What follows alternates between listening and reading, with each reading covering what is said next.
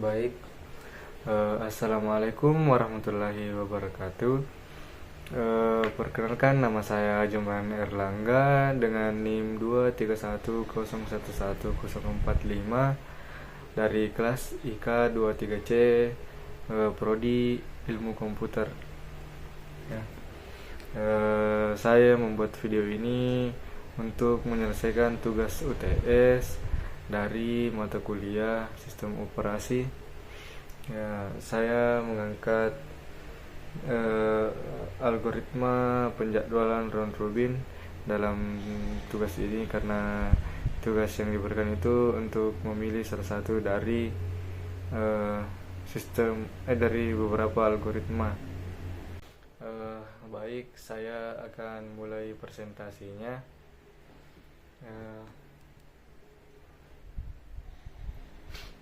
Apa sih itu algoritma round robin? Algoritma round robin adalah salah satu algoritma penjadwalan yang paling sederhana untuk proses dalam sistem operasi. Seperti pada umumnya, istilah ini digunakan, irisan waktu ditegaskan untuk setiap proses pada porsi yang sama dan dalam urutan melingkar, menjalankan semua proses tanpa adanya prioritas atau dikenal juga sebagai executive cyclic. Penjadwalan round robin itu sederhana, mudah diterapkan, dan start patient. Penjadwalan round robin juga dapat diterapkan untuk masalah penjadwalan lainnya seperti penjadwalan paket data dalam jaringan komputer.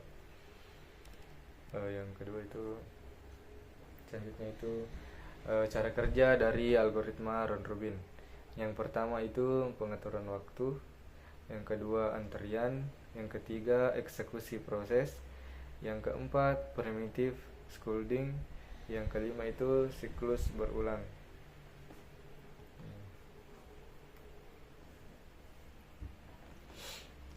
Adapun kelebihan atau keunggulan dari algoritma round robin. Yang pertama itu adil, di mana setiap prosesnya mendapatkan alokasi waktu CPU yang sama. Yang kedua itu sederhana, di mana algoritma round robin sangat mudah diimplementasikan dan dipahami. Yang ketiga itu respon cepat, di mana algoritma ini memberikan respon yang cepat pada sistem interaktif karena setiap prosesnya mendapatkan putaran eksekusi dalam jangka waktu pendek.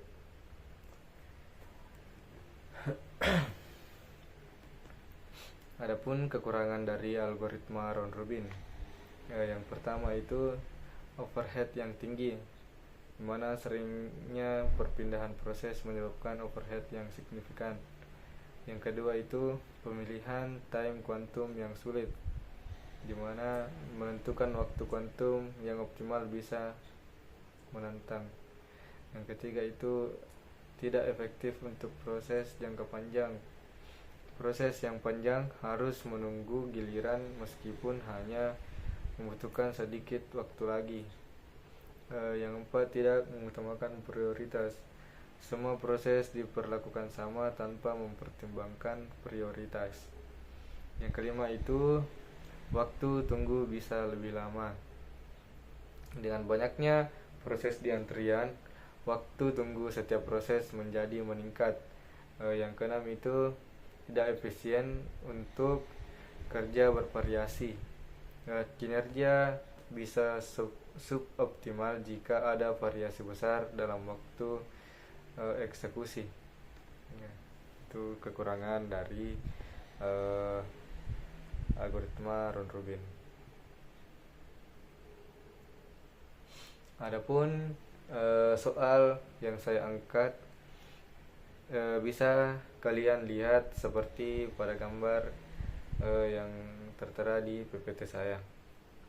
Ya, di mana arrival time itu 0, 1, 2, 3, 4 dan burst time-nya itu 5, 3, 5, 6, 4 dengan quantum time 4.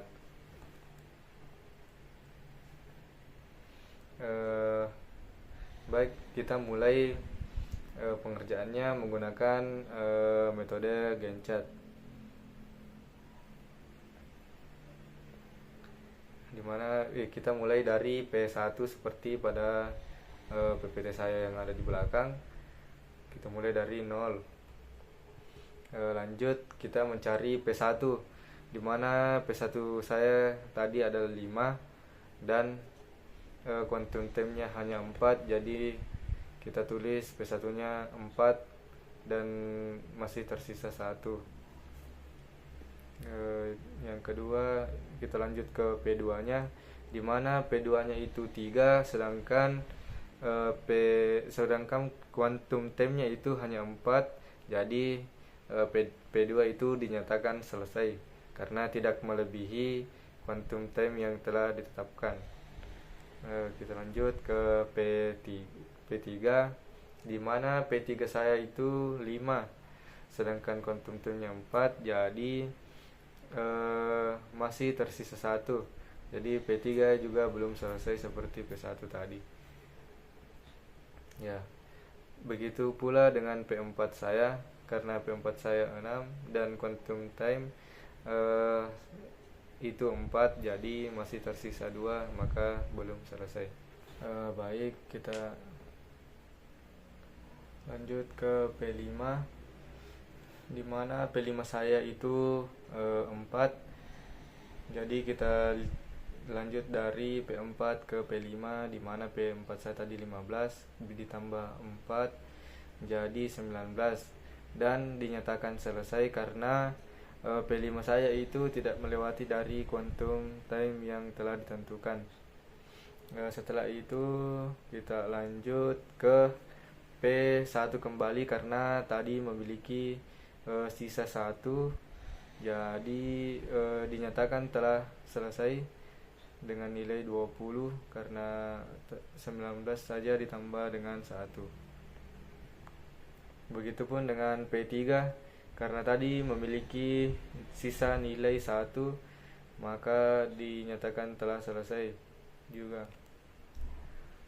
Begitupun juga dengan P4 dengan nilai 23 dinyatakan selesai.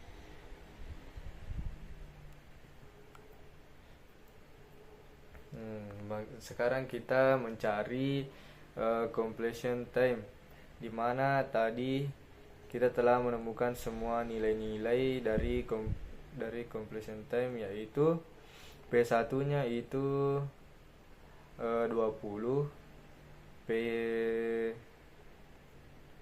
nya itu 7, P3 nya itu 21, P4 nya itu 15 dan P5 nya itu 19, seperti pada tabel berikut.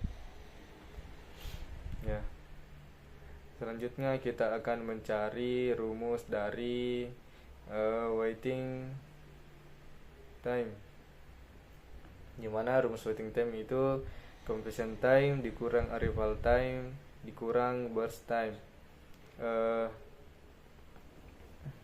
Maka kita bisa mendapatkan nilai 15 dari 20 dikurang 0 dikurang 5. Dan P2 itu kita mendapat waiting time 3 dari 7 dikurang 1 dikurang 3. P3 itu kita mendapatkan waiting time 14 dari 21 dikurang 5 dikurang 2. Begitupun P4 kita mendapatkan waiting time 14 dengan mengurangkan 23 dikurang 6 dikurang 3. Begitu kita mendapatkan P5 dengan nilai 11 dari 19 dikurang 4 dikurang 4.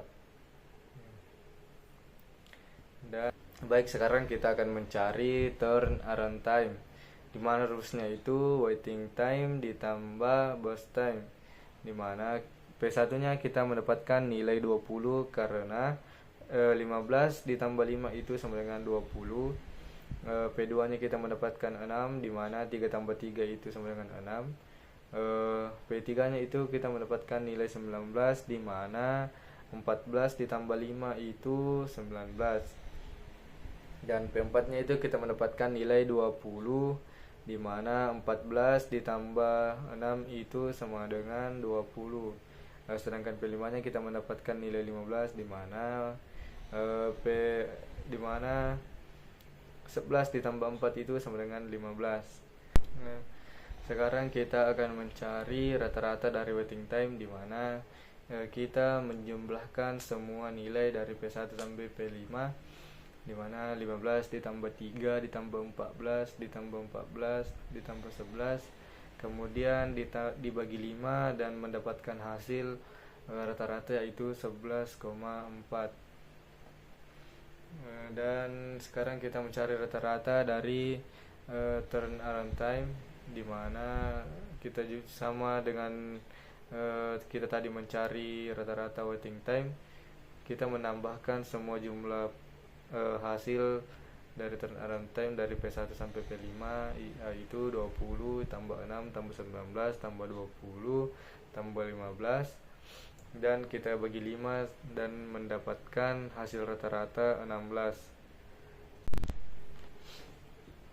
Baik, cukup sekian presentasi dari saya selaku presentasi dari materi tadi.